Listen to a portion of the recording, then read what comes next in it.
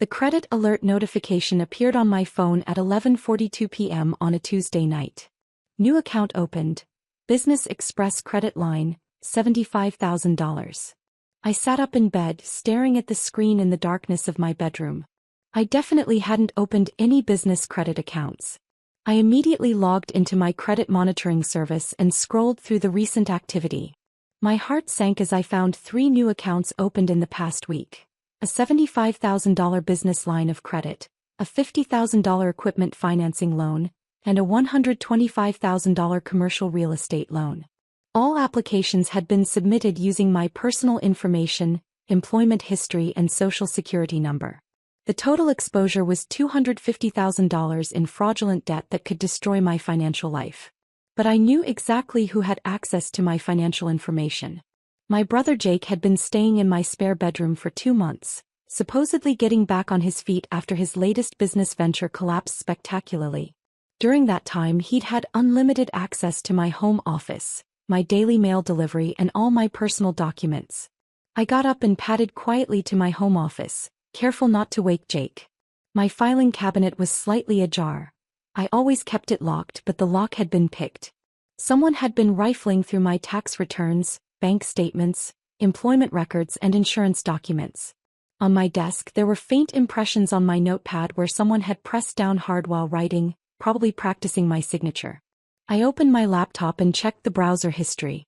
Someone had been researching business loan applications, how to establish corporate credit using personal guarantees, strategies for maximizing loan approvals, and even articles about identity theft penalties. The searches had been conducted during business hours when I was at my job downtown. As a forensic data analyst for a major insurance company, I had extensive experience with fraud investigation, digital evidence preservation, and financial crime patterns. My home network was configured to log all internet activity, and I had security cameras positioned throughout my apartment that I'd installed after a break-in 2 years earlier. I pulled up the network activity logs for the past month. Jake's devices, his laptop, tablet, and smartphone, had been accessing loan application websites, business formation services, credit monitoring sites, and financial planning forums. He'd also downloaded copies of my personal documents and uploaded them to several cloud storage accounts that I could trace through the network traffic. The security camera footage was even more damning. Clear video showed Jake sitting at my desk last Tuesday, methodically photographing my tax returns and employment verification letters with his phone. In another clip from Thursday, he was practicing my signature while holding my driver's license for reference, testing different pens and writing styles. But the most incriminating evidence was audio from my smart home system. Jake had made several phone calls from my living room, not realizing that my voice assistant automatically logged and stored conversations containing financial keywords like loan, credit, fraud, and identity theft. In one recorded call from last week, Jake told someone, "Your credit is perfect and you're too stupid to use it. I'll make millions with these loans and pay everything back before you even notice." She's one of those boring, conservative types who never takes financial risks. In another conversation he bragged, "My sister is this uptight data analyst who never does anything interesting with money. She has perfect credit and no debt, so I can probably get approved for anything using her information. She's too trusting and disorganized to suspect anything until it's too late." The next morning, I watched Jake get ready for what he called important business meetings. He was wearing his best suit, one I'd bought him for job interviews, and carrying a new leather briefcase filled with documents I recognized as copies of my financial records. "Big day today?" I asked casually while making coffee, keeping my voice neutral and interested. "Huge day," Jake replied confidently, adjusting his tie in the hallway mirror. "I'm finalizing some major business deals that are going to change everything. Within 6 months, I'll be running a multi-million-dollar operation." "That sounds exciting. What kind of business are you starting?" "Import-export company specializing in high-end electronics from overseas. Consumer devices, computer components, that sort of thing. The profit margins are incredible if you have enough capital to get started properly." "How are you financing the startup costs?" "That sounds like it would require significant investment." Jake's expression became evasive and he avoided direct eye contact. "I've got some investors lined up. Silent partners who recognize my business acumen and want to work with someone who knows how to make serious money. That's wonderful, I said. I hope everything works out for you. Oh, it will, Jake said with complete confidence. This time next year, you'll be asking me for financial advice instead of the other way around. After Jake left for his meetings, I called the 3 banks that had approved the fraudulent loans. I spoke with loan officers at each institution and confirmed that applications had been submitted using my personal information, but requesting that all correspondence be sent to a business address I'd never heard of, a small office complex across town. The loan officers were shocked when I explained that I hadn't applied for any business loans and that someone was using my identity fraudulently. Ms. Peterson, these applications were approved based on your excellent credit history, stable employment, and comprehensive financial documentation, said Sandra Mills from Business Express Credit. The applicant provided tax returns, bank statements, employment verification, and even credit reports. Everything appeared legitimate. Those documents were stolen from my home, I explained. I need to file fraud reports immediately and freeze all accounts. We'll freeze the accounts pending investigation, Sandra assured me. This appears to be sophisticated identity theft. You should contact law enforcement immediately. This level of fraud typically involves federal charges. I spent the morning filing fraud reports with all 3 banks, reporting the identity theft to the Federal Trade Commission, and documenting everything for my insurance company. Then I called Detective Ray Thompson from the Financial Crimes Division, whom I'd worked with on several insurance fraud cases over the years. Detective Thompson? This is Angela Peterson from Consolidated Insurance. I need to report identity theft and business loan fraud. I have extensive evidence including video footage, audio recordings, and digital forensics. How extensive are we talking? He asked, his interest clearly piqued. Complete documentation of a systematic fraud scheme including network logs, security camera footage, audio recordings of the perpetrator admitting to the crimes, and a timeline showing premeditation over several weeks. That's more evidence than we usually see in identity theft cases. Can you come in this afternoon? Bring everything you have. At 2 p.m., I sat in Detective Thompson's office with 2 thick folders of printed evidence and a laptop containing digital files. The documentation was overwhelming: screenshots of fraudulent loan applications, network activity logs showing Jake's research into business loan fraud, security camera footage of him stealing my documents, audio recordings of him bragging about his scheme, and a detailed timeline showing his systematic approach to identity theft. Angela, this is some of the most comprehensive fraud evidence I've seen in 15 years of financial crimes investigation, Detective Thompson said, reviewing the materials spread across his desk. You documented everything. I'm a forensic data analyst by profession. I know how to preserve digital evidence, maintain chain of custody, and build cases that will hold up in court. Detective Thompson examined the bank statements showing the fraudulent accounts and loan disbursements. Your brother obtained $250,000 in business loans using your identity. The applications show sophisticated planning, premeditation, and knowledge of banking procedures. He's been living in my apartment for 2 months, systematically collecting my personal information. The camera footage shows him photographing my documents over several weeks, not just a single opportunistic theft. The audio recordings are particularly damaging, Detective Thompson noted, playing back Jake's recorded conversations. He explicitly admits to identity theft and fraud. He also demonstrates clear knowledge that his actions were criminal and that he was deceiving you. What kind of charges are we looking at? I asked. Identity theft, bank fraud, wire fraud, and potentially money laundering if he's moving funds between accounts to hide the source. With this amount of money involved and evidence of premeditation, we're definitely talking about federal charges. He could be looking at 8 to 10 years in prison. Detective Thompson leaned back in his chair. There's something else you should know. We've been tracking a pattern of family-based identity theft cases recently. Perpetrators often target relatives because they have easy access to personal information and they assume family loyalty will prevent prosecution. Jake definitely assumed I wouldn't catch him or wouldn't pursue charges if I did, I said. The sophistication of his scheme suggests this isn't his first time committing fraud. We'll run his background and see if there are other victims we don't know about. That evening, Jake returned home in an excellent mood, carrying shopping bags from expensive stores and practically bouncing with excitement. "Angela, you'll never guess what happened today." He set down bags from Nordstrom Apple Store and a high-end luggage retailer. "All my business financing came through. I now have access to over $250,000 in working capital." "That's wonderful," I said, maintaining my supportive sister act. "Your investors must really believe in your business plan." "They do. In fact, I've already started making some strategic purchases for the company." He showed me a new Rolex Submariner watch, an expensive Italian leather briefcase, and a top-of-the-line MacBook Pro. Image is everything in international business. You have to look successful to attract the right clients and partners. "That makes sense. When do you expect to start seeing returns on your investment?" "Within 90 days, I should be generating enough revenue to pay back the initial loans and start expanding operations. This time next year I'll probably be worth millions. Maybe I'll even hire you to do my corporate accounting." Jake spent the next hour showing me business cards he'd had printed with gold embossing, a company website he'd hired a developer to create, and incorporation documents for his new business, Peterson International Trading LLC. He'd used the fraudulent loan money to create an elaborate facade of legitimate business operations. "I've rented an executive office suite in the financial district, hired a receptionist and a secretary, and even put a down payment on a warehouse facility for inventory storage," he said proudly.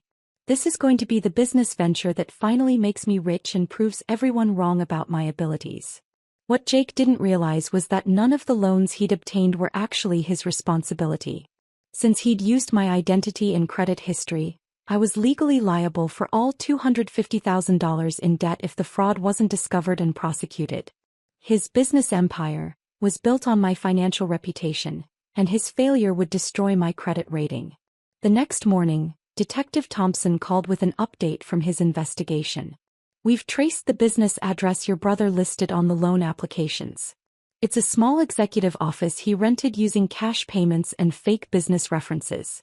We also found the warehouse facility and confirmed he's been spending the loan money on business setup costs and personal luxury purchases." "What's the next step in the investigation?" "We're preparing search warrants for the office, warehouse, and your apartment. We want to seize all evidence of the fraud and any assets purchased with the stolen loan money. The prosecutor wants an airtight case before we file federal charges." "When will you execute the warrants?" "Tomorrow morning around 9 a.m. We'll need you to be present when we search your apartment since it's your primary residence. Can you arrange to be available?" "Absolutely. I'll make sure I'm home. One more thing. Don't let on to your brother that you know about the fraud.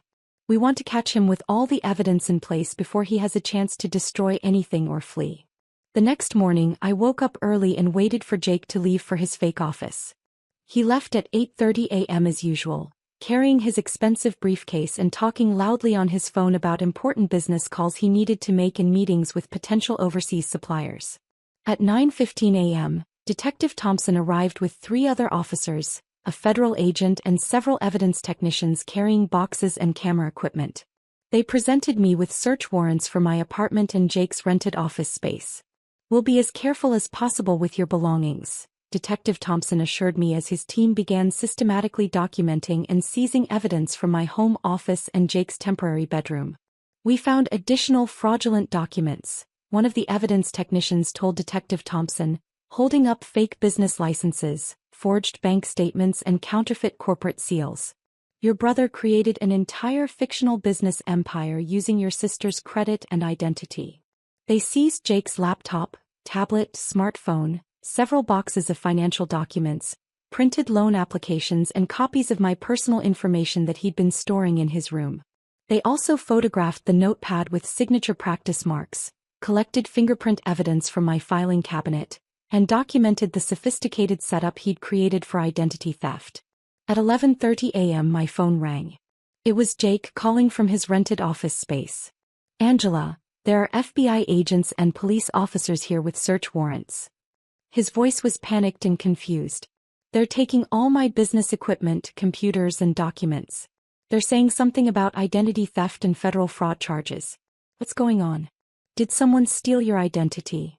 "I have no idea what's happening," I said calmly, following Detective Thompson's instructions to not reveal my involvement. You should cooperate with them completely and answer all their questions honestly. They're asking about loan applications and bank fraud. They want to know where I got the money to start my business. This is insane. I haven't done anything wrong. I have legitimate investors and proper business licenses. Just tell them the truth about your business, Jake. If everything is legal and legitimate, you have nothing to worry about. They're putting everything in evidence boxes and taking my computers. How am I supposed to run my business without my equipment? 2 hours later, Detective Thompson called me back with an update on Jake's arrest. We've arrested your brother on federal charges of identity theft, bank fraud, wire fraud, and money laundering. He initially denied everything and claimed his business was legitimate, but when we showed him the video evidence of him stealing your documents and the audio recordings of him admitting to fraud, he broke down and confessed to the entire scheme. How did he react to being caught with all that evidence? First, anger.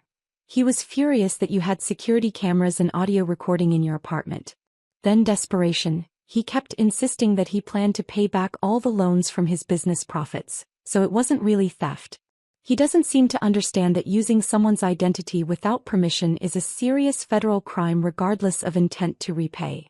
What happens next in the legal process? He'll be arraigned tomorrow morning on federal charges. With the comprehensive evidence you provided, the prosecutor is confident we can get convictions on all counts. Your brother is looking at 8 to 10 years in federal prison, plus restitution and fines. That afternoon, I started receiving phone calls from family members who'd heard about Jake's arrest through our local family network. The reactions were predictably divided along familiar lines. My mother called in tears. "Angela, how could you have your own brother arrested? He was just trying to start a business and make something of himself. Family should stick together during difficult times." "Mom, Jake stole my identity and fraudulently obtained $250,000 in loans that I would have been legally responsible for.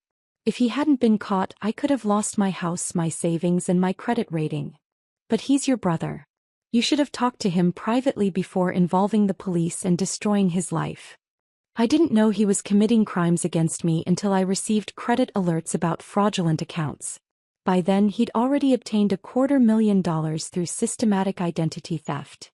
My father had a different perspective when he called later. "I can't believe Jake was stupid enough to try this kind of scheme against you. Didn't he realize you work in fraud investigation for a living?" "Apparently he thought I was too trusting and disorganized to catch him," I explained.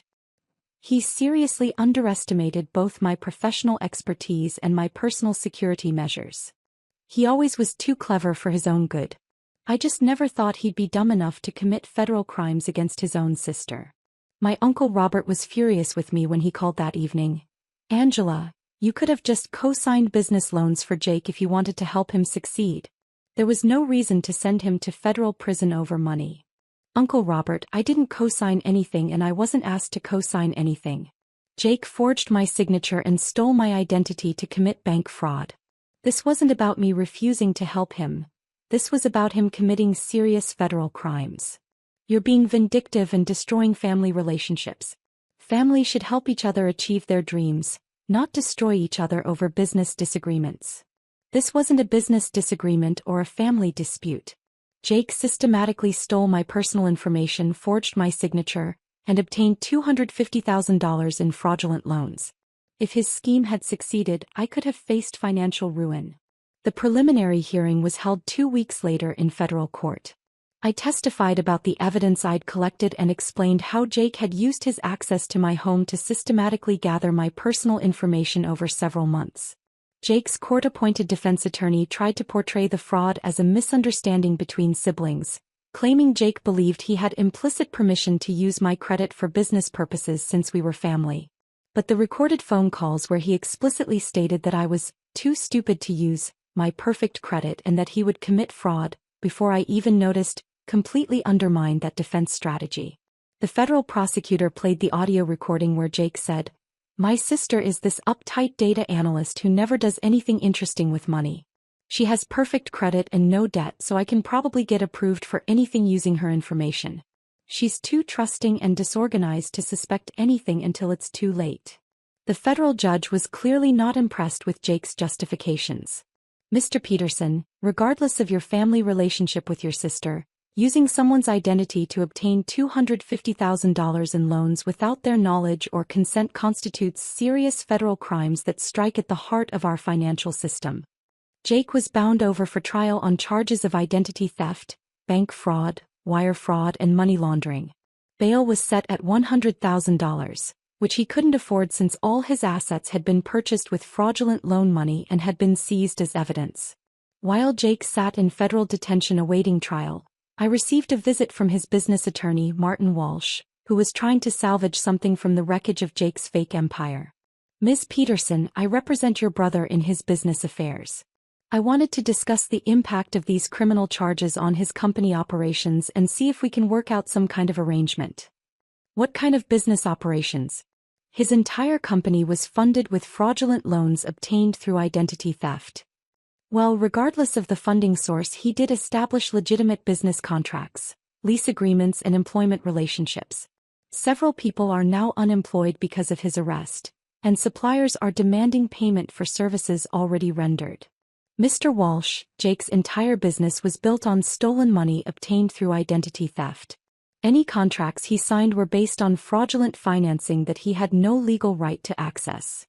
Jake asked me to speak with you about possibly testifying as a character witness at his trial. As his sister and the victim of his crimes, your support could significantly impact his sentencing and help the judge understand that this was a family matter that got out of hand.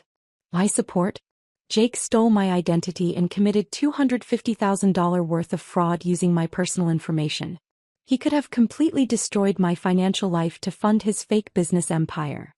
Martin Walsh looked frustrated and desperate. Ms. Peterson, your brother is facing 8 to 10 years in federal prison. His children will grow up without their father.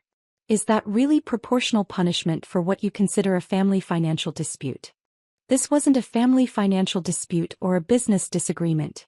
Jake committed premeditated federal crimes involving $250,000.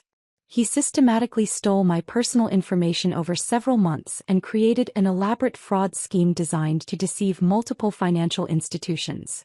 4 months later, facing overwhelming video, audio, and digital evidence that would guarantee conviction at trial, Jake accepted a plea bargain offered by federal prosecutors. He pled guilty to identity theft and bank fraud in exchange for a reduced sentence of 6 years in federal prison. At the sentencing hearing, Jake was allowed to make a statement to the court before receiving his sentence. Your Honor, I know what I did was wrong. I was desperate to make my business dreams come true, and I made terrible decisions that hurt my sister and violated her trust in the worst possible way. He turned to look at me sitting in the gallery with my parents. Angela, I'm sorry for what I did to you. I convinced myself that I could make enough money to pay back the loans before you found out, but I realize now how incredibly selfish and criminal that thinking was. The federal judge sentenced Jake to 6 years in federal prison, followed by 3 years of supervised probation. He was also ordered to pay $285,000 in restitution covering the fraudulent loans plus penalties, interest, and investigation costs. After the sentencing, Detective Thompson met with me in the courthouse hallway. How do you feel about the outcome of the case? He asked. Relieved that it's finally over, I said honestly. Jake needed to face serious consequences for his actions, but I'm glad he finally accepted responsibility instead of putting everyone through a lengthy trial. Your evidence collection made this case completely airtight. Without your comprehensive documentation, it would have been much harder to prove the systematic nature of the fraud and the premeditation involved. Jake assumed I was too trusting or too naive to catch him. He seriously underestimated both my professional expertise in fraud investigation and my personal security measures. A year and a half later, I received a letter from Jake written from federal prison. Dear Angela, I've had a lot of time to think about what I did and why I did it. I was jealous of your financial stability and professional success, and frustrated with my own repeated business failures. Instead of asking for legitimate help or finding legal solutions to my problems, I chose to betray your trust and commit serious federal crimes. I know now that my actions could have completely destroyed your financial life. Those loans were in your name with your credit backing them, and if I hadn't been caught, you would have been legally responsible for $250,000 in debt you didn't create. I was willing to risk your entire future to fund my business fantasies. I don't expect you to forgive me, But I want you to know that I understand why you had to report me to the police. You were protecting yourself from the consequences of my crimes, just like anyone should do when they're the victim of identity theft. The other inmates here think I'm crazy for not being angry at you for turning in family. But you didn't turn me in. You documented evidence of federal crimes I committed against you. There's a big difference between reporting crimes and betraying family. I hope someday we can rebuild our relationship, but I understand if you can never trust me again. I proved that I was willing to destroy your life to chase my own dreams, and that's not something a person gets over easily. Your brother Jake. I never responded to that letter. Jake served 5 years of his 6-year sentence and was released on good behavior for participating in prison education programs. He now works at a construction company in another state and is required to check in with a federal probation officer every month. Our parents still believe I should have handled it within the family, instead of involving law enforcement. They think Jake's punishment was too harsh for what they call a family business dispute that got out of hand. But identity theft isn't a family business dispute. Bank fraud isn't a family disagreement that got out of hand.